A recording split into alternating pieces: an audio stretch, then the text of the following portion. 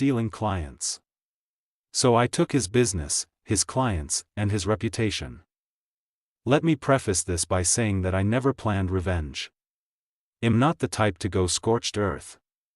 But when you're falsely accused, humiliated, and thrown under the bus by someone you trusted, you either sit quietly, or you fight back. I chose the second. I, 29M, used to work as a sales manager at a mid-sized digital marketing agency in Texas. Let's call the place BrightSpark Digital. I was good at my job, really good. In fact, I was the top-performing employee for 3 years straight. I managed over 25 clients, many of whom I brought in personally, and I helped scale their digital presence and ROI beyond expectations. My boss, Gary, 45M, was the CEO and founder. Gary had this larger-than-life persona and loved the sound of his own voice. At first, I respected him. He gave me my shot. But over time, I started noticing cracks in the foundation. He was egotistical, didn't care about his employees, and regularly took credit for our work in client meetings.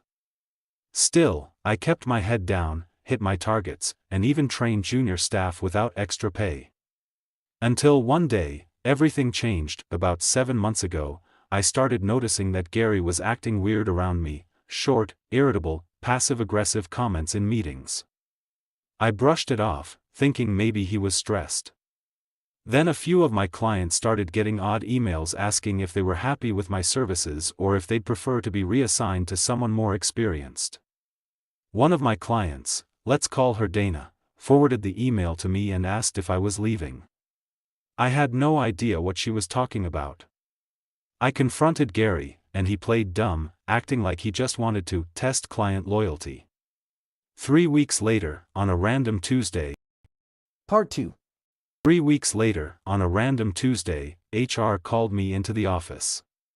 Gary was already seated with 2 HR reps. They slid a folder across the table and told me I was being terminated for soliciting clients to leave BrightSpark and join a competitor. My heart stopped. Not only was this false, it was absurd. I had no side hustle, no competitor, and no reason to sabotage my own career. I asked for evidence. They said they had email records. I asked to see them. Denied. I asked to speak to legal counsel. Denied again. I was told I could resign quietly or be fired with cause. I walked out without signing a thing. Word spread quickly. Gary told the team I had been caught trying to steal clients and that he had no choice but to let me go. Some of my junior colleagues distanced themselves. Others texted privately, saying they didn't believe the story but were scared to get involved. The worst part? I got blacklisted. I applied to multiple agencies, no bites. A recruiter I trusted told me off the record that my name came up in negative reference checks. I was done being nice. At this point, I had nothing to lose. So I started my revenge in the most professional, surgical way possible. I lawyered up. I hired an employment attorney who specialized in wrongful termination and defamation. We drafted a cease and desist letter demanding BrightSpark stop spreading false claims, along with a request to see the so-called evidence they had. We never received a reply. I also launched my own agency. I took my savings and created a small boutique digital marketing firm. Let's call it NovaForge. I didn't poach any clients.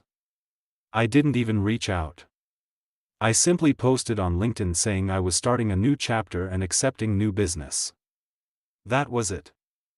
My ex-clients came to me. Apparently, word about my firing didn't sit well with several clients, especially Dana. She reached out, asking if I was available. I explained my new business. She signed on immediately. Then came 2 more. And then 5. All of them were clients I had personally managed, but none of them were under any exclusivity clauses. I then hired BrightSpark's best employees. The junior staff I had trained began reaching out. Many were miserable under Gary's leadership. I offered competitive pay, remote flexibility, Get this, a profit-sharing model. Within that night, I didn't sleep. The scratching started again. Only louder.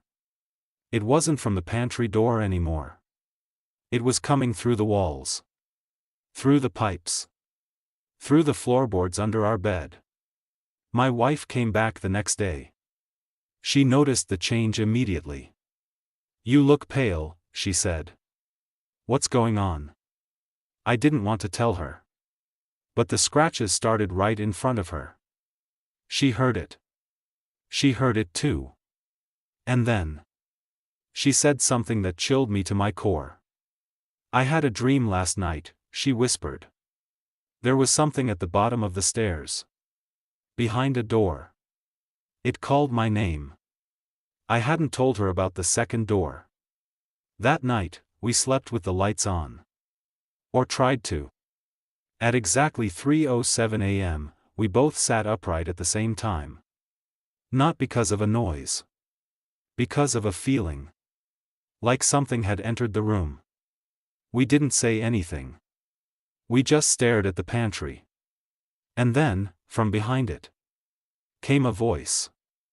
High. Thin. Unnatural. "Can I come in now?" We moved the next day. Packed up what we could fit in the car and drove 4 towns over to a cheap motel. We didn't even lock the door behind us. But it wasn't over.